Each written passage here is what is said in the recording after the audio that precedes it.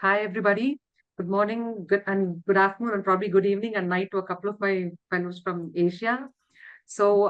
Today's panel is about from challenge to change, pediatric pain breakthroughs in low and middle income countries. Yeah, I have with me Teddy Fabila, who's a dear friend, and I've known him over the last couple of years and met him once offline, and such an amazing person. Thank you, Teddy, for being a moderator here today. Teddy is a senior resident physician, Department of Pediatric Anesthesia at the reputed KK Women and Children's Hospital. He's also the visiting consultant, section of Pediatric Anesthesia, Philippines General Medical Center. He's the lead management of information chapter for hospital quality and patient safety standards, treasurer, and much the beloved person in the ASPA community, that is Asian Society of Pediatric Anesthesia, Pediatric Pain, Special Interest Group. His interests are in pain in childhood, pediatric regional blocks, hospital quality and safety standards, and education.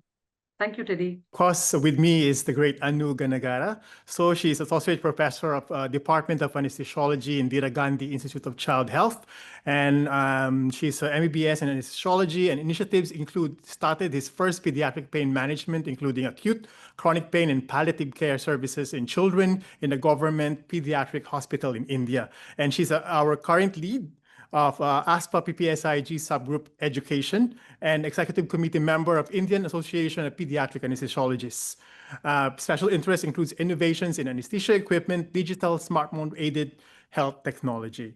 Then from here, we will introduce our speakers. Our first speaker, of course, is Dr. Caterina Epino from the Philippines. So she completed her anesthesiology and residency training at the Philippine General Hospital and completed pain medicine fellow positions at the Children's Hospital at the Westmead Royal Prince Alfred Hospital and Concord Repatriation General Hospital in Sydney, Australia. She is currently a clinical associate professor and the chief of the Division of Pain Medicine at the Department of Anesthesiology, University of the Philippines, Philippine General Hospital. She also heads a section of pediatric pain within Division of Pediatric Anesthesia at the Philippine Children's Medical Center, which is also part of the hospital's palliative care committee.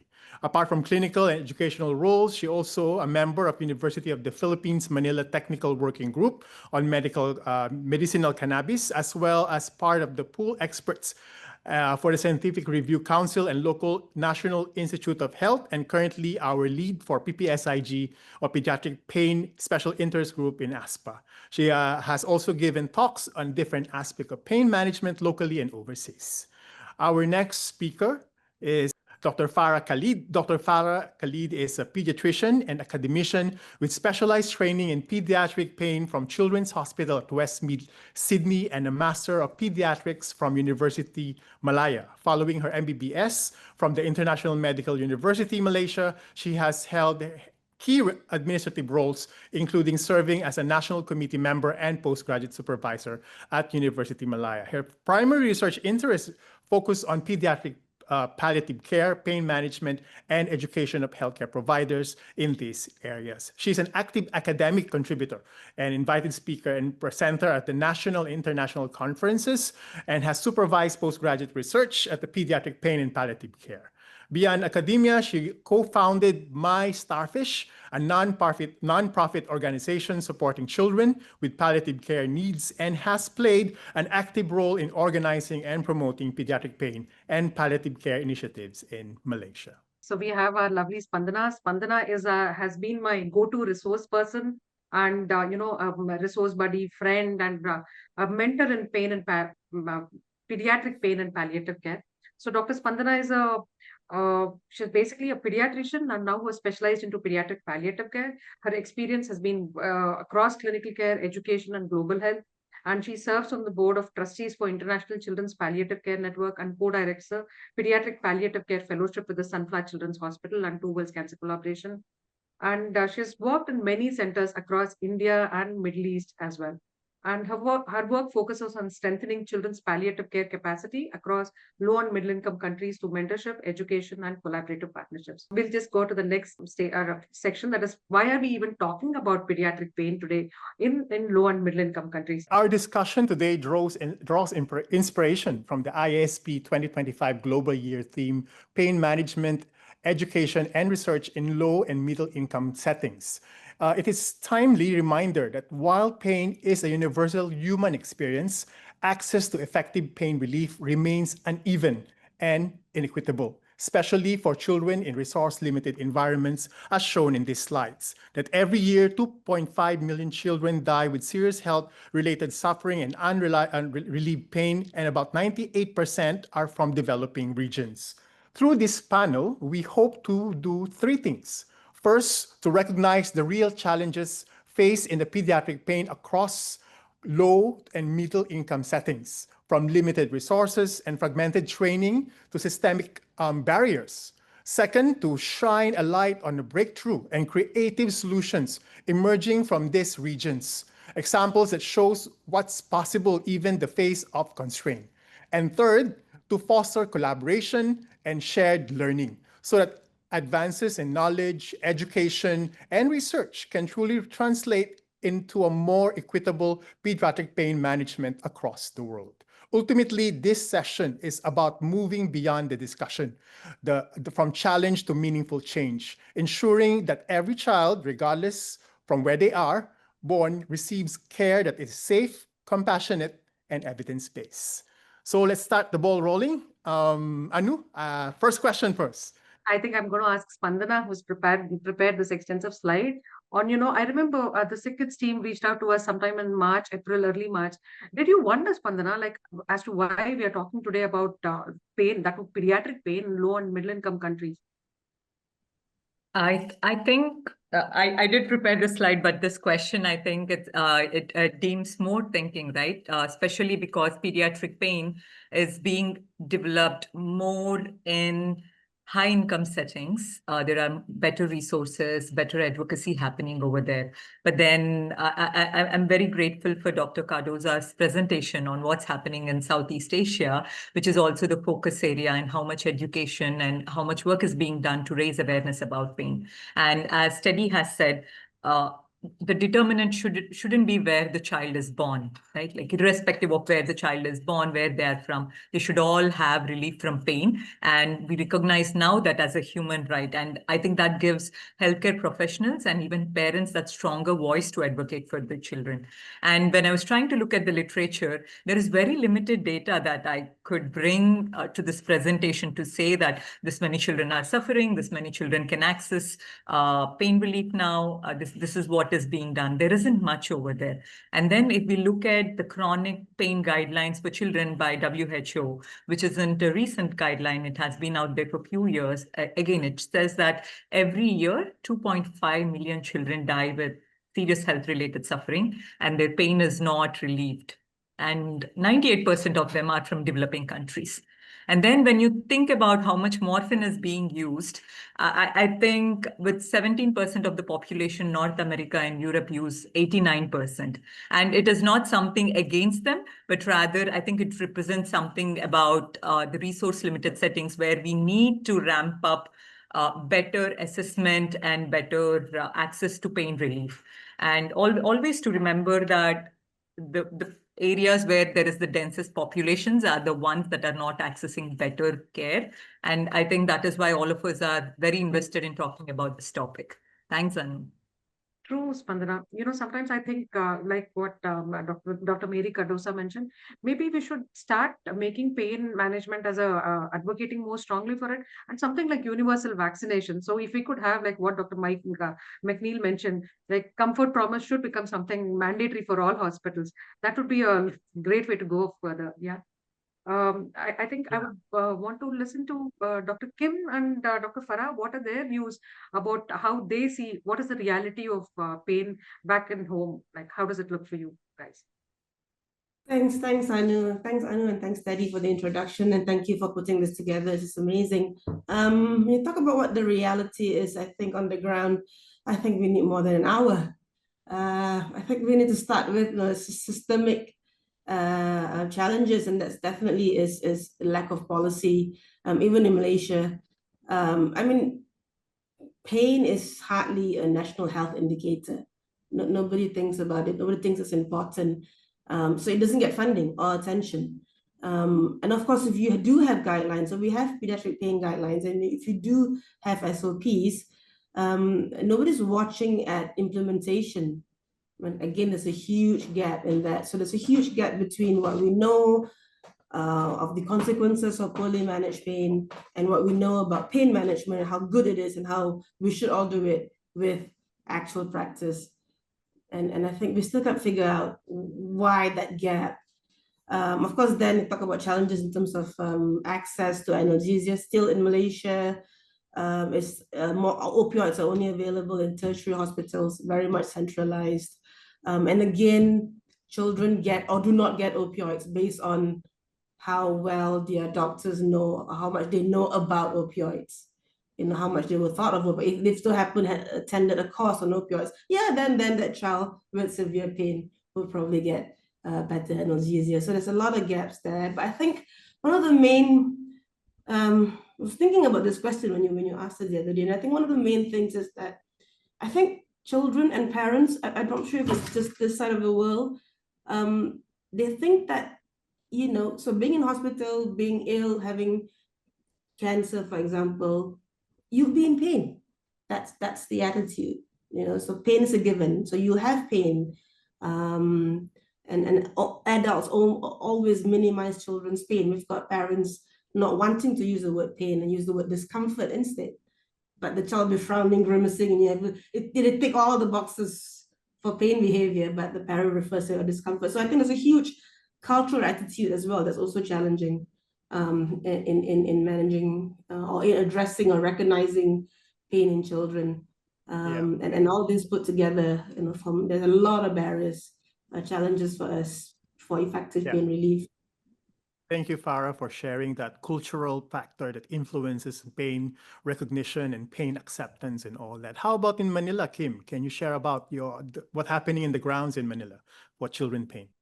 This is where I drew my inspiration from when I was a fellow at the Children's Hospital at Westmead under the guidance of Professor John Collins. He seems to have been on a path towards educating or getting fellows from outside the country, outside Australia, whenever he could. So I think for me, when I was there, everything was like bright and shiny, right? But I knew that I was coming back home. So I was rather quick in changing my thought processes into from, oh, this is nice, I'd like to take this back, towards, this is nice, how can I adapt or change this to fit our situation when I go back to the Philippines? So I think when it comes to adult pain management, we have gone so far that the kids have been left orphaned for some time. I am in two hospitals. One is a purely pediatric one, and one is a mixed population hospital. So I thought initially it was going to be more challenging in the mixed population hospital, but I found that the groundwork was a bit more trickier, as Teddy would know, in the purely pediatric hospital, because the management of pain has been so not really diluted, but just allocated to so many people that there's no centralized or no particular service that looks after it. Whereas in the general hospital, because I am in the tertiary level 1 hospital, the priority, of course, will always be the acute care, rather than focusing on the management of pain in children. And I think one of our colleagues in the panel will be talking about some of the gaps. But of course, the availability of medications, not just the medications, but of preparations that are suitable for children is also lacking. But you just have to make do with what you have, just so you can progress. Despite of the limitations and resources and all that, can you share with us at least a success story or a sample of the cases that you have, like personal success despite of the limitations? So I've had the chance, I was very fortunate, and I felt privileged to have been invited in the ISPP in 2023, where I was able to talk about our burn pain management initiative at the Philippine General Hospital. It was actually a very challenging project because we started it during the pandemic. I came back to the Philippines during the time of the pandemic. And just to kick things off, when it comes to children's pain management, we identified a specific population that needed our help the most. And we sort of identified that patient's journey and identified aspects where we will be able to make the most impact. Due to our limited manpower resource, we were a COVID referral center during that time, but I didn't want the pain service to, lose its primary function in the hospital. So I just gathered a few pain nurses, a couple of pain fellows, and our RA or research assistant, and we reviewed 3 years worth of data, examining pain scores, how pain is managed in our burn patients. And during that time, because most of the people were at home, we had more burn cases, especially in the pediatric population. And out of this particular project, we were able to come up with a procedural analgesia protocol, which was we were able to decompress as well our surgical suite. So most of the change of dressings, depending on the percentage of the burn, were being done at the burn unit already, rather than being brought up to the operating room with our help. And then thereafter, prior to this project, pain was being managed loosely by our plastic surgery colleagues. They were doing their best, but of course it wasn't their their passion or exactly their field. So we were able to have them refer all their pediatric pain patients and even the adults to the pain service. So we were able to get on top of everything. So yeah, out of just during the pandemic, a handful of people just making use of what we had during that time. We also made use of a local research or information gathering tool called Pakikipagkwentuhan, or in English, it's something like just having a chat, basically. But we were able to get so much information from parents, what the gaps they were able to identify in terms of pain, helping manage their kids' pain. So we were able to come up with information sheets for the parents that was specific for the culture and their needs too.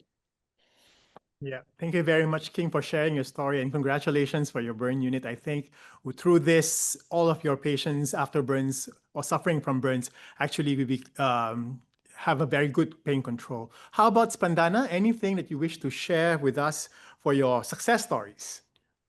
Sorry to say, this is definitely not a success story. I should have a disclaimer that this is something I think that makes us think about why pain management is very, very important.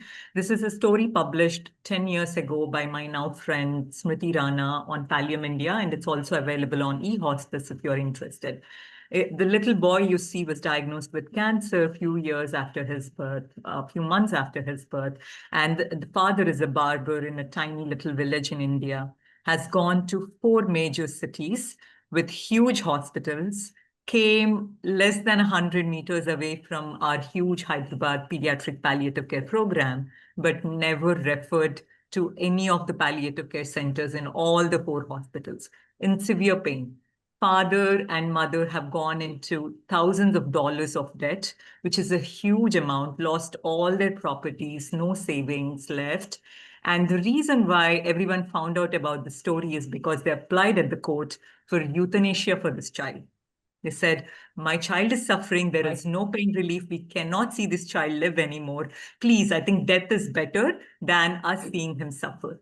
And then it got published in newspaper. And that's when Pallium India, which is based in Kerala, and Hyderabad, which is another South Central India city, ran around, tried to find out where he was. He ended up in Anuradha's city, Bangalore. And they tried to reach out to the father. They found out where he was. Then the social worker took some morphine, tried to take it over there, but the child passed the day before, right after his 5th birthday. So what I'm trying to say is there have been many stories in India where children have been killed by their parents, followed by suicide of the parents, because they couldn't get someone to address the pain of the child. And it is not that it is a very difficult one to manage. Morphine is very, very cheap in India. It is available in all the major cities. And it's not the availability that is the problem. It's the access that is the problem. No one is willing to take it out of the double locker and give it to the child.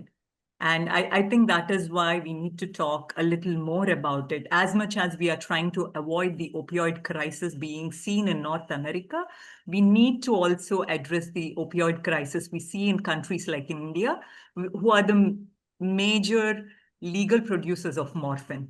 We produce the maximum morphine that is being used in India, and we cannot give it to our own citizens. So I think this is something, this is why I think, as Anu has asked, this is why I think we need to talk about it, all of us. Thank you, Teddy. Spandana, thank you so much for sharing that very poignant story about, how a kid's suffering has moved people. And like you mentioned, it's a reminder for all of us to work more, to make sure that there is more equitable access. So let's quickly move to the next section, where we'll be talking about various challenges or barriers that we see when it comes to pediatric pain management in low and middle income countries. I just quickly wanted to share my own barriers. Like I just collated a couple of slides, pictures here. So the one in the center that you're seeing is about, this is my experience of seeing children in pain and why I began to get more interested in pain. So you can see a picture with a kid's abdomen. So that is the grandmother putting all those scar marks. So she thought that, that's going to relieve the child's pain. Now, years later, I realized it was the love of for her grandchild which made her do. It's just ignorance, which she didn't know that it's going to cause pain.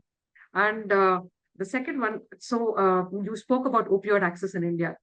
For me, running to government agencies, trying to procure and dispense opioids at my own hospital has been nothing short of, I'm reminded of this Star Wars series where there is, in The Last Jedi, you can see the red soil. That is how prevalent the red tapeism here in India is. It is so difficult to get licensing for opioid morphine. Like a true Jedi, I stuck. I have some great Yoda masters, I would say. One of them being Dr. Fiona Campbell here and Gayatri Palat ma'am. Kudos to both these ladies who inspired me to do so much.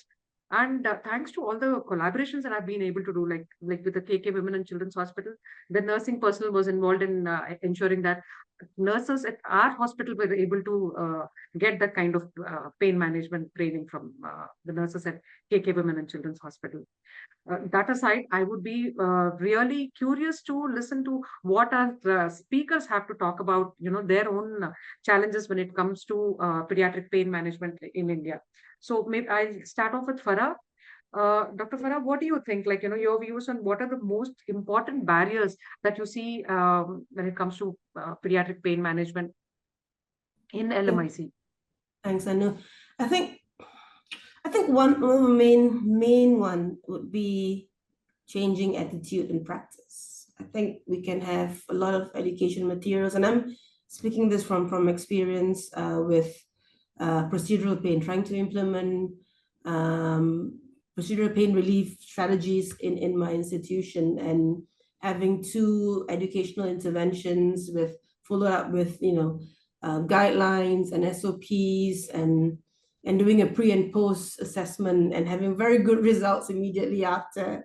And yet 1 year down the line, We saw that 98%, this is just a recent data that just came out from our audit, like 98% of them did not get any pain relief, and 98% had clinically significant pain.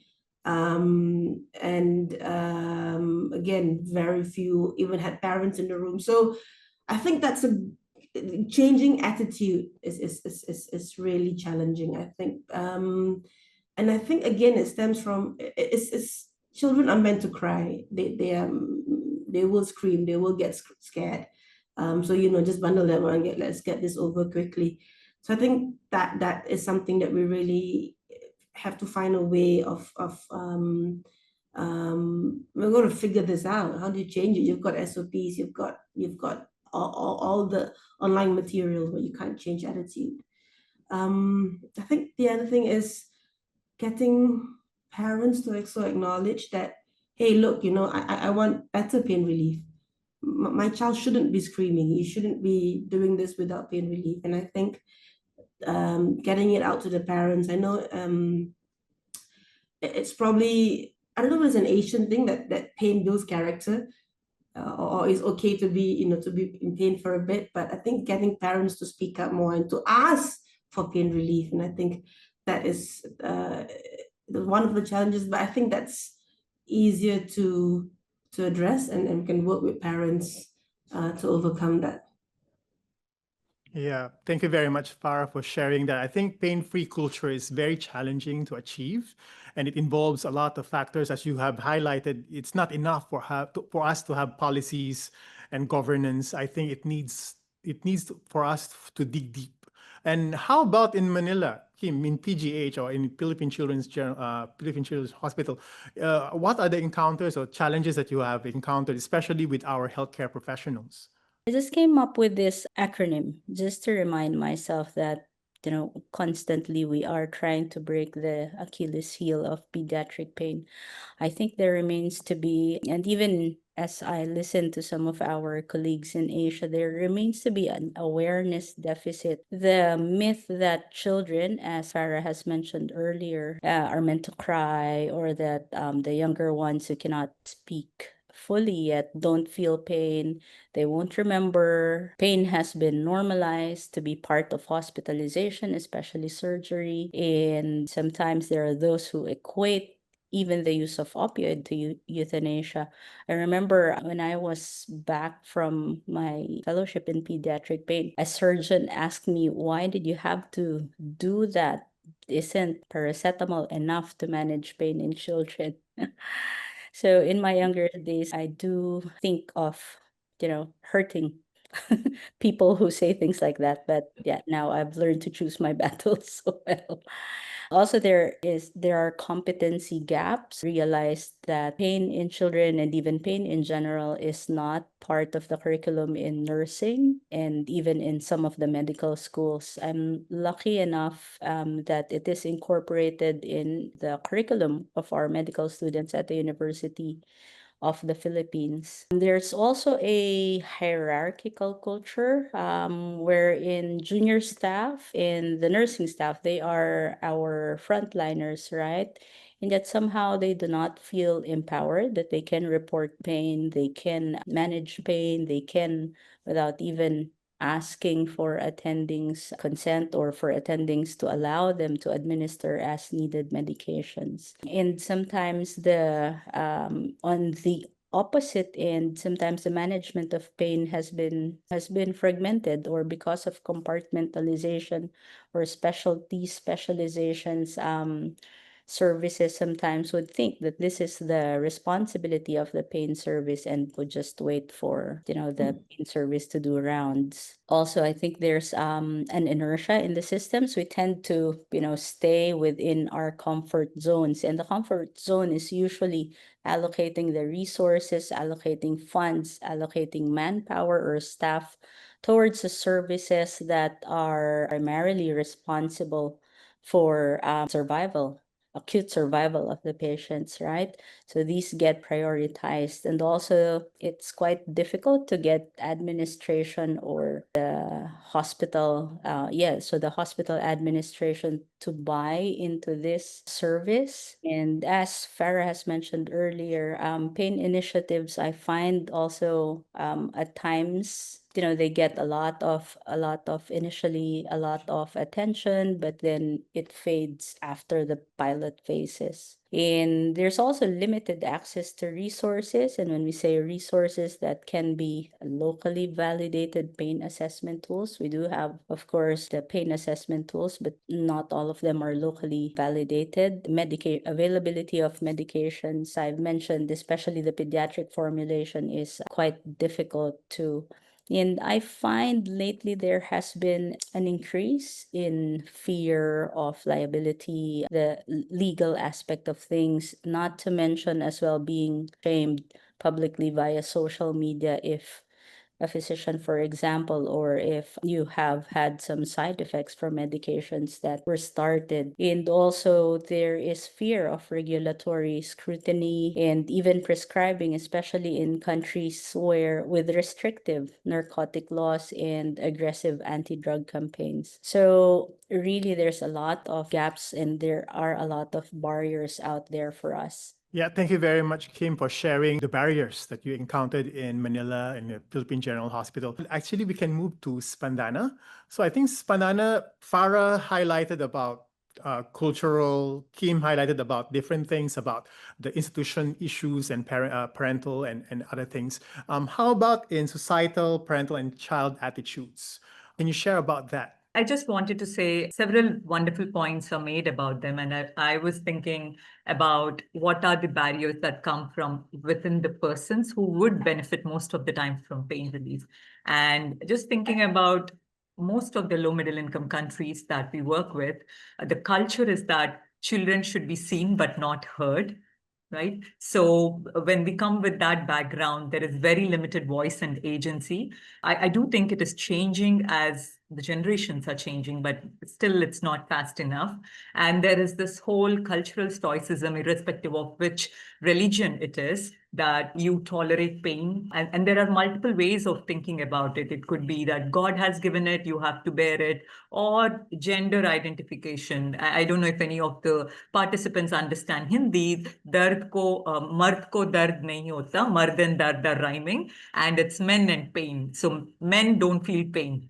So once I was walking at a birthday party, I was moving around and a little boy of 3 years was crying. And this mother who moved from India in the US is telling her 3-year-old boy that boys don't cry, you should stop crying right now. And I was thinking, ooh, like you came out of India, but India did not come out of you. You are carrying this and giving it to the next generation. So this is what's happening. Even though they're educated, even though they're getting exposed to things, there is that gender conformity that they shouldn't feel pain or report pain. And even children, I think there is this whole misunderstanding about if I report pain, I would be given injections, and there is a lot of underreporting because of that. And the whole developmental misunderstanding. And as you said, like how many of the times when the child is, someone asked on the chat too, if they are advocating for pain relief, how many of the times do we believe it? And that's why we have a term called pseudo addiction. We don't treat the pain well, and the child is asking for more morphine, and now all of us are labeling this child is asking for morphine because he's addicted, but rather it's because we are not treating his pain well and he's asking for more morphine. And parents, it's the same. They're worried about the drugs, and most of the countries, there are different citizens who are coming from different regions, and the trust with healthcare systems in itself is not very strong. So, and I think that plays out in a country like North America too. So I think that is something that all of us can understand. And then economic and practical constraints. I love non-pharmacological interventions. I'm from palliative care. But then the time and the money these things take to access them is so much more. And we don't have a play therapist in India. If I want to hire a play therapist, she would probably cost me more than, or he would cost me more than a physician, right? So just thinking about like, what are the things that I can do? And also the silence about pain, not explaining to the children what's happening. And regarding the society itself, no one wants to talk about death or dying, and that itself stops them from accessing pain control. And even I don't think parents have a lot of voice, parent support groups. We don't have many existing. And then I think Farrah has mentioned this. Most of the times the thinking is, yeah, the child had burns. 80% of the body is burnt. Of course he will have pain. The child has osteosarcoma. Of course he will have pain. So you give chemotherapy and pray that the pain will go away. So I think these are the barriers within the attitudes, sometimes even of the healthcare professionals, that even though sometimes we have that morphine sitting right there, we are not prescribing them. Thank you very much for clearing all these barriers in terms of attitudes, both for parents and our culture as well. Do you have any current evidences about barriers, pediatric pain management that we are encountering to low to medium income countries? Spandana. That's a very good question. I should have integrated that within the slides, because I think coming from low middle income countries, now we are trying to do a more participatory research from within the community, asking parents, parental perspectives about what they think are the child's needs, whether their needs, especially with pain relief and symptom management, are being met or not. So I think a lot more research is coming out in the last 5 to 10 years, but it's definitely not enough to make that dent for advocacy. Yeah. Thank you very much, Pandana, for highlighting that. How about, can I ask Farrah, what do you think, what are the things that we actually encounter or challenges in creating more research, in building evidences that in order for our countrymen and for countries in low to medium income countries to believe that what's the importance of pain management for children? Challenges in research? Do we have, like I said, do we have more than 1 hour? I think,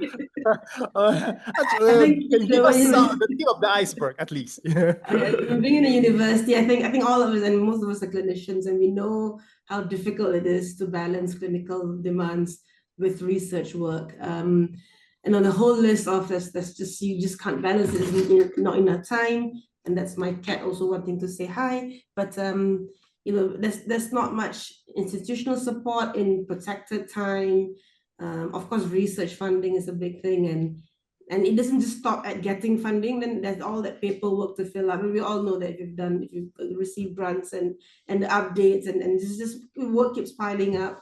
Research tools, access to them, and I think so. The list goes on and on. And if you notice, I think we tend to work, especially in silos. We often work in very small, fragmented teams.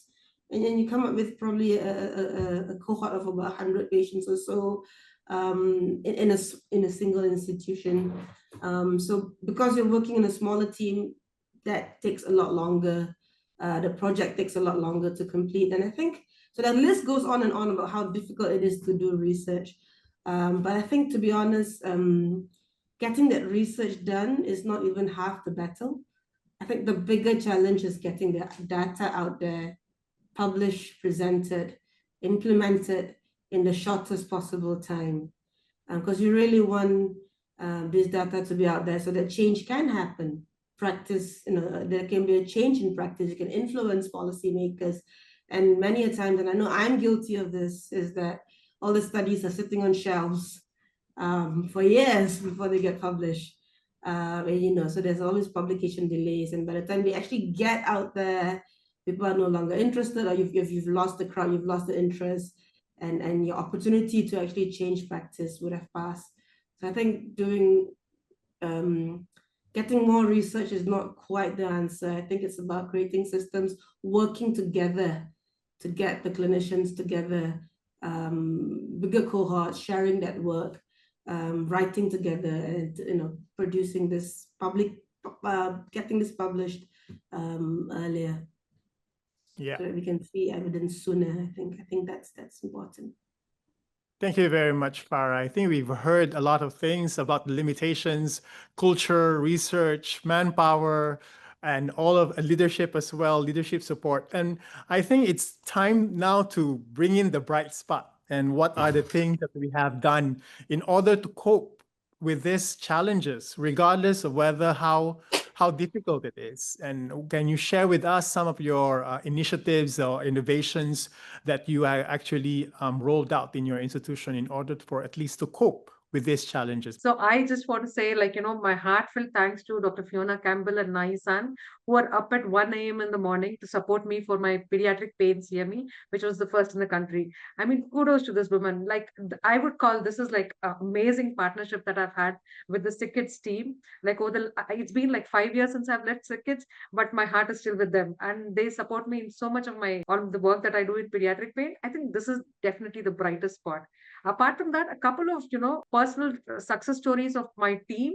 It's been very grateful, and I think that keeps me going. Like when I see that we are able to make, even if that small difference that we make is a huge difference for the family, and they appreciate that. So I think that keeps me going. Kim, your turn to share your bright spots. I was thinking when we initially had the meeting discussing the flow of this particular segment, and we were talking about innovations. I thought to talk about innovations in a Toronto Sick Kids conference, right? Shouldn't they be the one talking about these innovations? If you think about it, what does innovation actually mean? Does it just mean the newest, brightest, shiniest toy out there at the moment? Yet actually, it can also be like, what some of the Silicon Valley people do, they just rehash what's already out there. So I think it can be whatever we have as long as it has been improved. In our particular case, as I've said, this was during the pandemic when we did this project for our burn patients. We were just using whatever was available during that time. And the most accessible,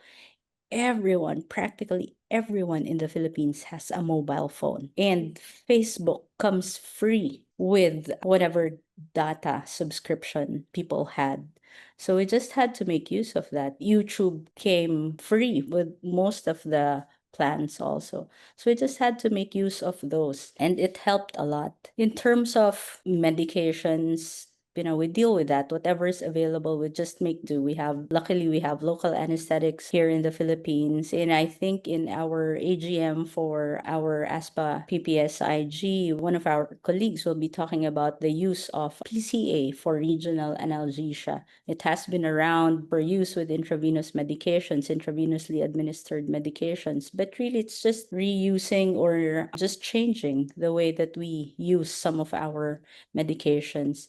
And I think in terms of innovation, what I have seen flourish really is the collaboration between different countries, collaboration between specialties. Locally, we have been collaborating with St. Jude Hospital for some of our quality improvement projects. And even if initially most of their projects were geared toward pain and cancer and palliative care, they are now open to the idea of doing a QI project with us on our burn patients. And also just innovating. I remember we had no pain nurses when I came back, and as I've said, our nurses, we trained 20 pain nurses and we ended up with just 2, just because all of them migrated already in a span of less than a year. So the turnover is that quick that it's just hard to, it's hard to keep the brains back home, but it's just the reality of it. So we ended up creating a pain nurse specialty course, and that helped retain a lot of our more senior nurses, and they have been helping us now with the service. So yeah, just some of the things that we have done locally. Yeah, thank you very much, Kim, for that. In terms of that pain, I'm just circling back on that that nurse training and all that. How about for physicians? Are there any other improvements that we have done for healthcare professionals apart from the nurses as well in Manila? I think I can only speak for for the places that I work in. As I've mentioned earlier, pain is already incorporated in the curriculum of our medical school. We have been invited constantly by our School of Nursing to give talks on pain management for their students.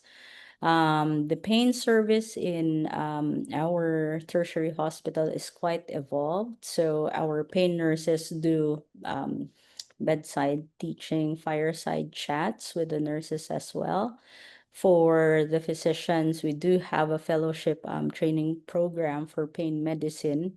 And when it comes to pediatric patients, I think our hospital has one of the highest number of pediatric pain patients referred or being seen by the pain service. So you're constantly evolving, and I think education is part of that as well. I am in communication with the head of our training and research unit in the hospital so that we can come up with a pain packet for the incoming trainees of the entire hospital, not necessarily the anesthesia trainees. And we do have a lot of EPM as well. And in the PPSIG that we have and we are a few of us are part of. Teddy has very kindly spearheaded rolling out the pediatric post-operative pain workshop, which we have trialed successfully last month. So yeah, a lot of things happening, locally, I think, in terms of education. I think we are able to do that because rolling it out is more cheaper. I think it can easily be done if you just get a few very passionate people together who are willing to give their time. Yeah. Thank you very much, Kim, and congratulations for all of your initiatives. Can I move on now to Spandana? Anything that you wish to share with us in terms of bright spots for pain management? No, I And think these resources are really helpful, right? When you paste them on the walls within the hospital, sometimes parents get more sensitized and they start advocating for the child. So thank you for including this, Kim. So this is the ASPA PPSIG that some of us are part of. And I think it's about not necessarily just, building or being part of the academe, but being part of a community of champions. Because, when you encounter challenges in your country, in your institution, you know that you have these people who are making leaps and bounds, struggling as well, but gaining successes too. And oftentimes I draw a lot of my strength from this community, which I am so proud of. Thank you very much, Kim. Spandana, please carry on. Thank you, Kim. I was just looking in the earlier picture and I see many, many of our fellows over there. And that gives me so much joy because I work with Sunflowers Children Network towards cancer collaboration. And you have mentioned Facebook as such a cheap and easy tool that is accessible in Philippines. And this is something we started from within India using Project Echo. Which is again a free resource, but we do have to train and there might be some investment in terms of laptops and some system investment. But other than that, it's free. And we have been able to reach out to more than 2,000 unique participants in 2024. We have done multiple ECHO programs where we were trying to raise awareness on palliative care, and definitely pain is a huge part of it. And we had multiple teaching sessions, and many of the faculty have volunteered their time, most of them from within the region, to make sure that the delivery of the content is very contextualized and is practical. And again, just thinking about fellows, I was just telling you, they come from many countries within South Asia and Southeast Asia. Over the past 5 years, we had multiple people who are probably the first pediatric palliative care physicians within their country, and sometimes only pain management specialists. Of course, they're not doing interventions, but they are now advocating for access to opioids, access to analgesic drugs. And Anu is one who has done this fellowship. And it's not just that Anu has done the fellowship and she has taken a certificate, did so much hard work. It's also, it's so heartening to see it return thousandfold back to the community, I think. And what Anu has been telling about sick kids, supporting her even after 5 years, I think that's what we are aiming to do too. It's not that 1 year of fellowship, they finish and they go, because none of these countries have the infrastructure to sustain the fellows for the next few years all alone, trying to work with the system. They need support, they need each other. And I think that's what we have been trying to do, build a community of practitioners who are supporting each other. And I think one benefit of that is we learn from all of these, and that kind of gets translated to different settings. Again, just thinking about it, this year we brought out a global handbook of children's palliative care. And this is truly global because you can download the digital edition. All the contributors, there are some from high-income countries, some from middle-income settings, some from low-income settings. So we have tried to be more mindful of that. And the reason why I'm saying this is pain in India, pain in Malaysia, pain in USA is not the problem that is restricted to that region. I think it should be a global responsibility. I think we are thinking globally, but we all need to act locally. I think that applies very much for pediatric pain. And there is so much we can learn from each other. And one other way is thinking about podcasts where people are advocating for each other. Again, there are sometimes low middle income country interviewers talking to high income countries and high income country. I think of this as a yin yang model where even within India, there are settings which are high income, but then there are some very low income settings. And I'm sure it applies to every country, including the ones we call high income countries. We know there are zones where people cannot access services to the fullest extent. Just thinking about none of the things we do are possible by one person or by one institution. Rather, it's partnerships and collaborations. And as you can see, there is Nepalese Association of Palliative Care. We have National Children's Hospital, Philippines Pediatric Palliative Care as a partner, Indian Association of Palliative Care. But then we also have UK Royal College with us. We have Jewels, which is a Canadian charity organization, Canet Place, which is a local hospice in Vancouver, Canada. So just thinking about how we can work together to help children everywhere globally. Yeah, thank you very much, Spandana. I think I learned think globally, but act locally. We really need to customize to what we have in our country. Moving to Farrah, would you like to share your bright spots from Malaysia? Gosh, after listening to Kim and Spandana, I don't think they're very bright anymore. They're kind of getting diminished in terms of brightness, intensity. But I think, well, I'm a firm believer in education and that it can drive a change in practice. We were fortunate enough to get the ISP Developing Country Grant. And with that, we managed to get a student to work on pain in children with severe neurological impairment. It was quite exciting in the sense that we created an app for parents to monitor pain behaviors in their child. We could only use certain platforms, there were a lot of restrictions, but that small study, I think it also helped educate our pediatric trainees that pain is something you look for in children with severe neurological impairment. Again, a population that's often, you don't think that they could be in pain for many reasons. That, people think that the pain behaviors are part of their neurological insult or condition. So I think that was the one thing that, although it was meant to educate parents, I think in the end we found that because trainees were rotating to neurology, and we found that our trainees were also learning it. I think that was amazing. And I think we can do this with education. But again, I shared earlier about the 2 educational interventions about procedural pain. That's my next focus, I think, to really get this right. So I think that's an area that needs a lot of attention. But then again, that bright spot earlier, that was we had very good results post educational intervention, and now 2 years later, we're seeing that practice has gone back to their old ways, and now it's about thinking how to keep it going. But yeah. Yeah, thank you very much, Farrah, for sharing that. I think in the interest of time as well, we will give last question for all our speakers, and we invite our viewers to please key in your questions or hold it later. We will open the session for a discussion and panel discussion. So Amy, one last question for our speakers. How do you think for all our panelists, how about equitable access to pediatric pain treatment and prevention? So I'm just wondering whether if you can actually give us a 1 or 2 liners, how can we have equitable access, and whether or not this equitable access is really related with all of the things that we have discussed earlier on about education that Farrah highlighted, society and parental involvement from Spandana, and of course, all the health policies and initiatives by Kim.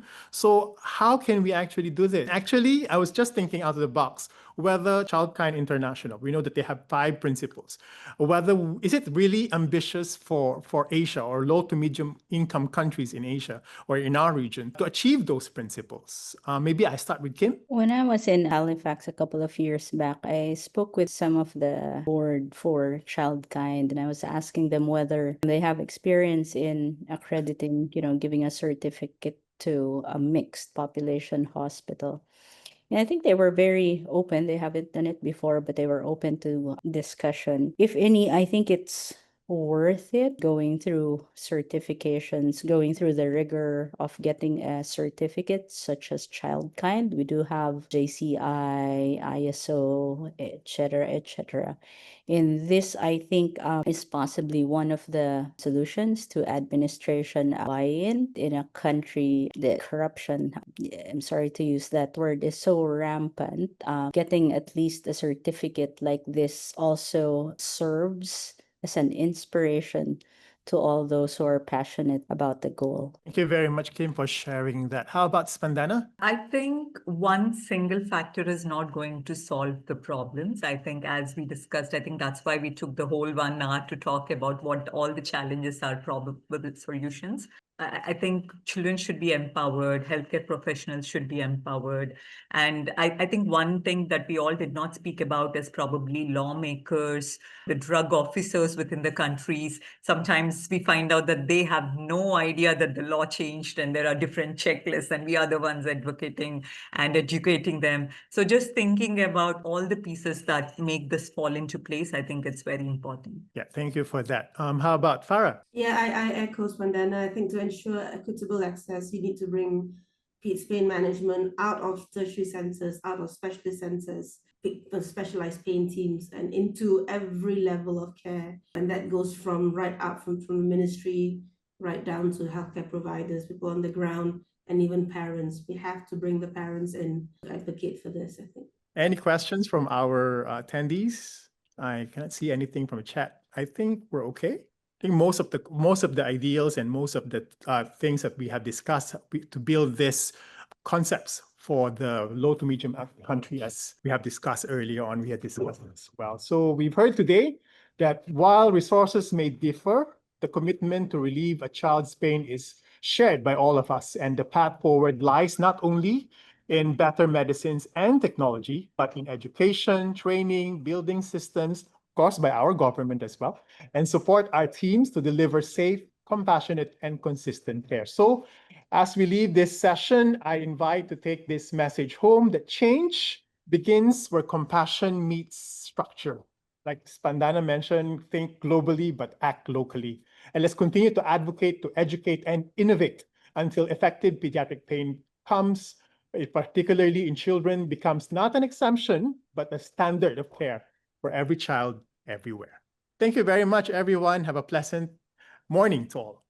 Thank you.